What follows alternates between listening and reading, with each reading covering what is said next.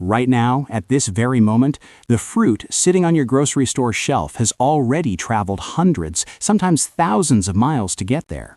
It was picked before it was ready, gassed with ethylene to simulate ripeness, and priced higher than it was last month, and the month before that. And here's the part that nobody at the checkout line is thinking about. You don't have to participate in that system. Because 10 specific fruit trees and plants, things most people assume require acres of land, a professional greenhouse, or a lifetime of farming experience, will grow, thrive, and produce real harvests in nothing more than a container on your patio or balcony. Welcome to the channel, where we show ordinary people how to grow extraordinary amounts of food in small spaces with simple techniques and without spending a fortune to do it. Every week, we bring you real strategies that actually work, not theory, not fluff. If that's the kind of content you've been looking for, hit subscribe and turn on the bell right now, because what we have lined up over the next few weeks is going to permanently change the way you think about the space you already have. Now, let's count down these 10 plants. I'm starting at number 10 and working toward number 1. And I promise you, the plant that earns the top spot is going to make you stop and rethink everything you thought you knew about what's possible in a container. Number 10. Strawberries. I'm starting here because strawberries are the plant that will give you the fastest win, and fast wins matter when you're just getting started. Within a few months of planting ever-bearing varieties like Seascape or Albion, you are harvesting fruit, not planning, not hoping, actually picking strawberries and eating them. 6 to 8 plants in a single container will give you fresh berries almost every day at peak season. Pounds and pounds of fruit from something that takes up the same space as a welcome mat. But it's not the quantity that will convert you, it's the taste. The gap between a homegrown strawberry picked at full ripeness and a grocery store strawberry picked green and shipped across the country is so wide that they barely seem like the same fruit. Warm from the sun, sweet all the way through to the center. Once you taste one, the pale, hollow, refrigerated ones at the supermarket will feel like a personal insult. What makes strawberries a genuine long-term system is the runner. Mature plants send out offshoots that root and become brand new plants. You pot those up, phase out your older plants, and your setup becomes self-sustaining. Year 2, Year 3, Year 4, strawberries from the same original investment at almost zero additional cost. And creatively, few plants give you more options. Vertical towers, hanging baskets, tiered planters, there is no small space that strawberries can't work with. Number 9. Blueberries. Blueberries make this list as one of the single best long-term investments in container gardening, and most people who try them fail for one completely avoidable reason. They ignore soil pH. Blueberries need acidic soil between 4.5 and 5.5. Pour a generic bag of potting mix into a container, plant your blueberry bush, and you'll spend years wondering why it never takes off. Mix your soil with peat moss or use a blend formulated for azaleas and rhododendrons, and you've just built the exact environment blueberries have been looking for their entire lives. Top Hat and Peach Sorbet are the container varieties that deliver. Both stay under 3 feet tall. Both are visually stunning plants with fall color that makes them pull double duty as ornamentals, and both produce reliably year after year. One mature bush in the right container with the right soil gives you 3 to 5 pounds of berries per season. Organic blueberries at the store right now are $5 to $7 per pound. One plant, one season, already paid for itself. What makes blueberries uniquely brilliant for containers is mobility. Not enough sun where the pot is sitting? Roll it somewhere better. Late frost threatening? Move it closer to the house. Soil needs adjusting? You're working with one container of mix, not an entire raised bed. That flexibility is something in-ground growers simply don't have. Number 8. Pomegranate. If the strawberry is the fast reward and the blueberry is the long game, the pomegranate is the plant for everyone in between, because it might be the most forgiving fruit-bearing plant on this entire list. Dwarf varieties like Nana and State Fair have a compact root system that actually prefers container life. They tolerate drought like a champion once they're established, and they ask very little of you in return for a genuinely impressive harvest. A 15 to 20 gallon container is all they need. And here is a tip that will save you real money. Those large plastic food-grade buckets that restaurants and bakeries discard every single week are perfectly sized for pomegranates. Walk into your local bakery, ask politely, and most of the time they'll hand you a stack for free just to clear storage space. Free containers for one of the most productive plants in this. One established container pomegranate gives you 15 to 30 fruits per season. Deep red, complex, sweet tart pomegranates that taste nothing like the ones that have been sitting under fluorescent lights in a grocery store for 2 weeks. At store prices, you're saving $50 to $75 per year conservatively. But beyond the math, there is something about cracking open a pomegranate you grew with your own hands, seeing those brilliant ruby red arrows that connects you to your food in a way a plastic clamshell container never will. Number 7. Fig. This one surprises people every time, and I love that reaction because figs have a reputation for being old-fashioned, a little niche, hard to find fresh. But here's what every gardener who grows them already knows. Fig trees in containers are absolute powerhouses, and they have a biological quirk that makes them uniquely suited to pot growing. Figs actually prefer being slightly root-bound. Where most plants fight against the walls of a container, a fig tree converts that confined energy directly into producing more fruit. You're not working against nature, you're working with it. Petite Negra and Chicago Hardy are the varieties you want, compact, cold-tolerant, and heavily productive. A single well-established container fig can give you over 100 fruits in one season. One pot, 100 figs. And because figs fruit on new growth, even if a harsh winter kills the top of your plant back, the roots survive in the container, regrow from the base in spring, and still produce fruit that same year. That kind of resilience is rare. Here's the flavor tip that experienced fig growers use and almost never share. During fruiting season, let the soil dry slightly between waterings, not bone dry, but let it breathe. That gentle stress concentrates the sugars inside the fruit and transforms an already remarkable fig into something that tastes like it came from a hillside farm in southern Italy. Fresh figs at a grocery store, if you can even find good ones, run $6 to $8 for a small punnet. Your container fig makes that look. Number 6. Dwarf cherry. I want to be straightforward with you here, because sweet cherries have a reputation for being difficult, but dwarf pie cherry varieties like Romeo and Juliet are a completely different story. Hardy, productive, forgiving, and the flavor. I'll say it plainly, I actually prefer fresh pie cherries over sweet commercial cherries. There's a brightness and complexity to them that the grocery store varieties simply don't have. And here's the problem that container growing completely eliminates. Birds. The moment cherries begin to blush with ripeness, birds show up as if they received a group notification. With a full-size cherry tree planted in the ground, you're basically powerless. You cannot net a 20-foot tree effectively.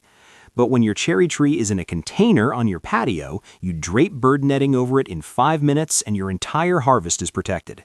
Container growing just solved one of the oldest and most frustrating problems in fruit gardening, effortlessly. A mature dwarf container cherry gives you 10 to 15 pounds of fruit per season, enough for fresh eating, baking, making preserves, and still having surplus to freeze for the months when cherries are nowhere in sight. At $8 to $10 per pound during peak season, that tree is producing over $100 in fruit every year. And every spring, before a single cherry appears, it erupts into an absolutely breathtaking display of pink and white blossoms, productive and beautiful in equal measure. Number 5. Dwarf peach. If you have never eaten a peach that was allowed to fully ripen on the tree, you have never actually tasted a peach. I'll stand behind that statement completely. The ones at the grocery store are picked underripe so they survive being transported hundreds of miles. They're engineered for logistics, not for flavor. Your container peach tree has one job, producing the best fruit it possibly can. Bonanza and El Dorado were specifically bred for container life. They stay around 5 to 6 feet tall, they're self-pollinating, and they produce full-sized peaches with a flavor that will permanently ruin grocery store peaches for you. One tree gives you 20 to 40 full-sized peaches per season. The value in dollars is real, but the value that can't be measured is that moment when juice runs down your chin from a peach you grew yourself. That moment is worth more than any number I could put on a screen. The technique that makes the biggest difference with container peaches is thinning. When baby fruits form on the branches, remove about half of them. I know it feels wrong. Every instinct tells you to keep as much fruit as possible. But what you're doing is concentrating the tree's energy into fewer fruits, which results in peaches that are dramatically bigger, sweeter, and more flavorful. The tree stays healthier long-term, too. It's counterintuitive, but once you do it and taste the results, you'll never skip that step again. Number 4. Dwarf apple. Columnar. Specifically, columnar apple varieties like North Pole and Golden Sentinel. And I want you to picture this for a moment. An apple tree that grows straight up, tall and narrow like a living column, with barely any horizontal spread. It occupies the footprint of a large flower pot. Now picture 3 or 4 of those trees lined up on a patio or balcony, each producing full-sized, crisp, aromatic apples in late summer. That's not imagination. That's exactly what columnar apple trees do. Each tree produces 15 to 25 full-sized apples per season, and they max out at around 8 to 10 feet tall, but only about 2 feet wide. That is an almost unreasonable amount of fruit for the space they require. And here's what makes the financial case even stronger. Apples store well. Harvest in September and October, keep them somewhere cool, and you're eating homegrown apples through December and into January. When you factor in organic apple prices at $3 to $4 per pound, these trees save you money across months, not just weeks. Container growing also gives you something a full-size orchard tree can't: complete visibility. You can inspect every branch up close, catch any pest or disease the moment it appears, and respond before it becomes a real problem. Try doing that with a 30-foot apple tree where you can't even see the top half. Number 3. Dwarf avocado. I already know the objection forming in your mind. Avocados need full-size trees, tropical climates, years of waiting. And that thinking is precisely what the grocery store is counting on. Because dwarf avocado varieties like Wurtz and Little Cato absolutely fruit in containers. And when they do, you're harvesting fruit that costs $5 to $8 each at the store. Yes, avocados require patience, 3 to 4 years before your tree produces at full capacity, but I want you to sit with this question for a moment. Are you going to keep buying avocados forever? Or are you going to plant one tree, let time do the work, and by year 3 or 4, have that tree handing you 20 to 30 avocados per season, organically at zero cost without stopping? These trees in containers can live and produce for 20 years or more. 1 pot, 2 decades of avocados. The math on that is extraordinary. The secret with container avocados is drainage and patience in equal measure. Use a well-draining mix, don't overwater, and don't panic when growth seems slow. Dwarf varieties are also self-pollinating, so you only need 1 tree. And because it's in a container, you can bring it inside during cold snaps, which means people in climates that technically can't grow avocados are growing them anyway. The container changes everything. Number 2. Meyer lemon. If I could recommend only one plant from this entire video to someone starting from absolute zero, this would be my answer. A Meyer lemon tree in a container is one of the most consistently rewarding, beautiful, practical, and generous plants a person can own. And here is what makes it different from everything else on this list. It's ever-bearing. At any point during the growing season, your single tree has flowers blooming, fruit developing at multiple stages, and ripe lemons ready to pick, all simultaneously on different branches. It is, without exaggeration, a small functioning grocery store living on your patio. One established Meyer lemon produces 50 to 100 lemons per year. At $1.50 each, often more for organic, that's extraordinary value. And container lemons are actually easier to manage than lemons in the ground because you control every single variable: soil, drainage, temperature, light. When a cold snap threatens, the pot comes inside near a bright window. When a pest appears, you treat one isolated container without touching anything else. That level of control is a genuine game changer. Here's something that surprises almost everyone. You don't need expensive specialty citrus fertilizer for these trees. A good, balanced organic fertilizer applied every few weeks during the growing season is genuinely all they need. The yearly feeding cost for a container Meyer lemon is around $15. $15. That is the operating cost of a tree that gives you up to 100 lemons a year. And when that tree blooms, and it will bloom, Your entire outdoor space is transformed. The fragrance is unlike anything else in the plant world. Rich, floral, unmistakably citrus. Guests will walk onto your patio and stop mid-sentence to ask what that smell is, and when you hand them a lemon you grew yourself, you'll see something shift in their expression, a quiet, genuine amazement. That's the power of growing your own food. Number 2. Dwarf mango. Set aside everything you think you know about mangoes for the next 2 minutes, because when most people hear mango tree, they picture a massive canopy spreading 40 feet across a plantation in Southeast Asia. They picture something that requires a tropical climate, a full acre, and a commercial operation to justify. What they do not picture is a container on a patio in Georgia, or a deck in Southern California, or a sunroom in Virginia, producing actual, real, lusciously sweet mangoes. But that is exactly what dwarf varieties like Pickering, Coggeshall, and Nam Doc Mai make possible. And the combination of what they produce and how they produce it earns this plant the top spot on this list without any competition. A single dwarf mango tree in the right container, properly cared for, can give you 20 to 40 mangoes per harvest cycle. Let that sit for a moment.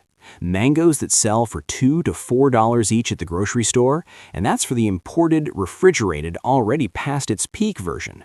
Your container mango produces fruit that is picked when it is actually ready. Fruit that is warm, fragrant, and so far beyond what a grocery store offers that you almost feel like you're eating a different food entirely. Pickering, in particular, was almost purpose-built for containers. It stays compact, typically under 6 feet, with a small enough canopy that it fits comfortably on a standard patio. Despite its size, it is a relentless producer. And the flavor of a Pickering mango? Sweet, creamy, with almost no fiber, is considered by serious tropical fruit growers to be among the best in the world. That tree, in your container, producing that fruit. Here's what makes this the #1 pick over everything else on this list. It's the reaction. When you tell someone you're growing mangoes in a container in a non-tropical climate, you get a look that is equal parts disbelief and fascination. And when you hand them a mango you picked yourself that morning, something happens. They take a bite, they pause, and then they want to know exactly how you did it. That conversation, that moment of proof, is worth something that numbers can't capture. The care is manageable if you understand a few key things. Dwarf container mangoes need full sun, at least 6 to 8 hours a day. They need a container with exceptional drainage, at least a 15 to 20 gallon pot, and they want to dry out slightly between waterings once established. In cooler climates, when temperatures drop below 50 degrees, the pot comes inside, into the sunniest room you have, or under a grow light. The plant slows down, rests, and comes back with energy when warmth returns. You cannot do that with a tree planted in the ground. The container is the technology that makes this possible outside of. And here's the detail that pushes the mango into a category by itself. Once your container mango starts producing, it tends to produce in abundance. Some growers report harvests so heavy that they're giving fruit away to neighbors, coworkers, anyone who walks by. Because a surplus of homegrown mangoes is the best possible problem to have. You are growing something that most people in your neighborhood, maybe in your entire city, have never grown. You are producing tropical fruit in a container with your own hands. If you can do that, the question you'll find yourself asking is, what else is possible? The answer, as everything on this list has shown you, is far more than most people ever dare to imagine. One last thing that makes every plant on this list perform better. Almost no one talks about this, and it costs almost nothing. Mulch your containers. 2 to 3 inches of wood chips or straw laid across the top of the soil in every container you grow. It regulates soil temperature through heat and cold. It holds moisture so your plants stress less between waterings and you water less frequently. And as it breaks down over time, it feeds your soil with slow-release organic matter, naturally, continuously, without you doing anything. The easiest way to get wood chips for free? Call a local tree service company and ask if they'll drop some off. They're usually happy to say yes because you're solving their disposal problem. Free mulch, better plants, zero cost. You now have 10 plants, real production numbers, real financial value, and a clear path forward, whether you're starting with one pot on a fire escape or building out an entire patio food forest. The path is right in front of you. Start with one plant, give it what it needs, watch what it does, and then do it again. If this video gave you something real today, subscribe right now. We put out new growing strategies every week, and every one is built around what you can actually use. Drop a comment below and tell me which of these 10 you're planting first. I read every single one, and I genuinely want to know what you're growing.